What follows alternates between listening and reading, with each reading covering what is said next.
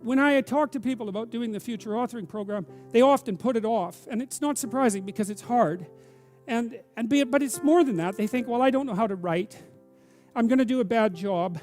I don't really like assignments. I'm going to have to do it perfectly. I need to wait till I have enough time. And like one of those is enough to stop you cold, and all 5 of them, you're just done.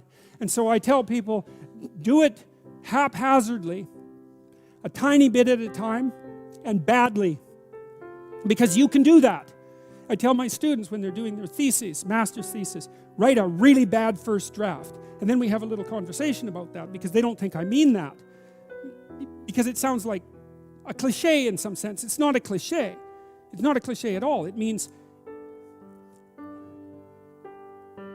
you're a terrible writer. But if someone put a gun to your head and said, you have to have your 100-page thesis done by next Monday or I'll shoot you. But I don't care how terrible it is. You would sit down and write it. And the thing is, then you have it, right? Then you have something, and then you can fix it. You can iterate and fix it. That bad first draft, that's the most valuable thing. And so that's what you need. You need a bad first draft of yourself. And there's an idea that Jung developed about the trickster and the jester, the comedian, right? That the trickster is the precursor to the savior. That's one of the things I learned from Jung that was just, it's so unlikely. You'd never think that. It's so amazing that might be the case. But the satirical and the ironic and the troublemaker, the comedian, the fool is the precursor to the savior. Why? Because you're a fool when you start something new. And so if you're not willing to be a fool, then you'll never start anything new. And if you never start anything new, then you won't develop. And so the willingness to be a fool is the precursor to transformation. And that's the same as humility. And so if you're going to write your destiny, you can do a bad first job. You're going to get smarter as you move forward. That's the thing, is that, so something beckons to you. That's what happens here. Maybe the star that Geppetto wished on was the wrong damn star. But at least it was a star, right? At least it was in the sky. At least it moved him forward. And so you say in your life, well, something grips you and fills you with interest. And you think, well, should I do that? And the answer is, if not that, then something. What if it's a mistake? It's a mistake. Rest assured. What do you know? You're going to stumble around, right? And what's going to happen is this. You're going to not stay in stasis. You're not going to wander around in circles. And I see people like that. They said, well, I never knew what to do, and now I'm 40. It's like, that's not so good. That's not so good. And you might say, well, and there is a literature, too, that suggests that people are a lot more unhappy when they look back on their lives about the things they didn't do than they are about the mistakes they made while they were doing things. And so that's really worth thinking about, too, because there's redemptive mistakes. And a redemptive mistake would be a mistake that you make when you go out and try to do something. You know, you think, okay, I'm going to try to do this.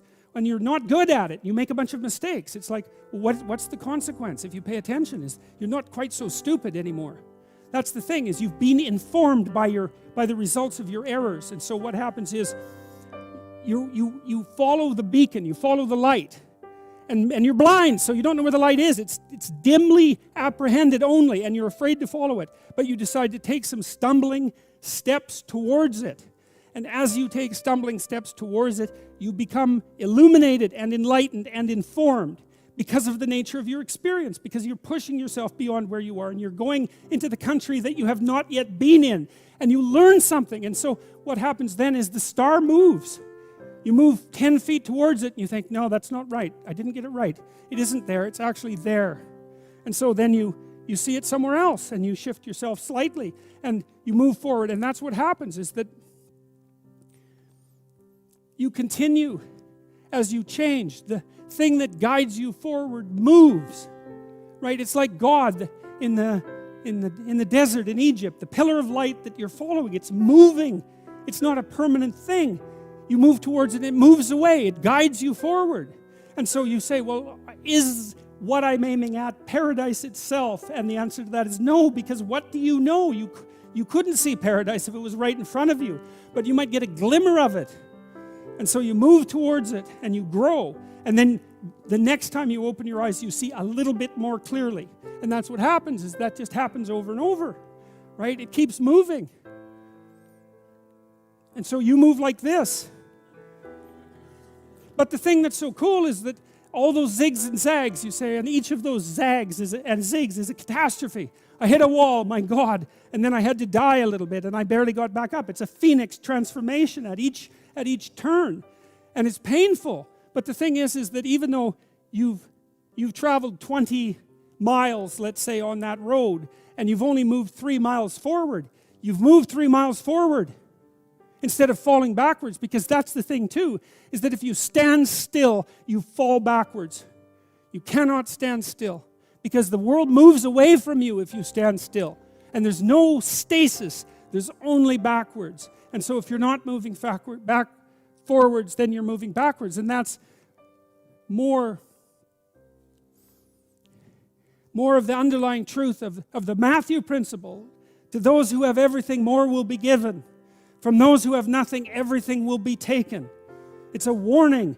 Do not stay in one place. Well, as you zig and zag, maybe the cataclysm of each transformation starts to lessen. There's not so much of you that has to die with every mistake. And maybe you end up oriented at least reasonably properly. And if you were sensible, that would have been your trip. But it wasn't, right? It's that. And perhaps it's a lot worse than that. Perhaps there's no shortage of backtracking. But it doesn't matter, because as you stumble forward, you illuminate and inform yourself. And perhaps that's partly because the world is made of information. And if you encounter it and tangle with it, then it informs you. And then you become informed. And then you're information. And then you're ready.